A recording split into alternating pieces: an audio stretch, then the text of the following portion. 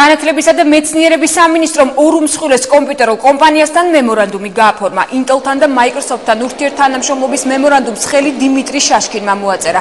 მემორანდუმის ფარგლებში ამოქმედება პროექტი, რომლის მიზანია საქართველოს მოსახლეობის ნებისმიერ ფენას საშუალება მიეცეს ხელმისაწვდომ ფასად შეიძინოს კომპიუტერები. შეთანხმების ფარგლებში საქართველოში ქარხნის გახსნაც იგეგმება, რომელიც დღეში 8000 კომპიუტერს გამოუშვებს და 2011 წელს მოსწავლეებს უკვე საქართველოში წარმოებული კომპიუტერები გადაეცემათ. ეს მემორანდუმი ჩვენ ყველს გვაძლევს შესაძლებლობას, რომ დავიწყოთ მოლაპარაკებები ჩვენ პორტუგალიელ კოლეგებთან, რომ უკვე მომავალ წელს საქართველოში აშენდეს კომპიუტერების ქარხანა. მეორე, ეს ჩვენ შესაძლებლობას გვაძლევს, რომ ბევრად გაუმჯობესდეს პირობები იმ პროგრამის, რომელსაც ქვია კომპიუტერი ერთლარად. Really in terms of მოხარული ვარ, რომ თქვენს ქვეყანაში ვიმყოფები. ეს შეთანხმება ძალიან მნიშვნელოვანი ნაწილია იმ რეფორმებისა, რომელსაც განათლების სამინისტრო ახორციელებს.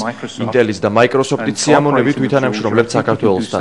კომპიუტერების ხელმისაწვდომობა მნიშვნელოვნად აამაღლებს საქართველოში განათლების დონეს.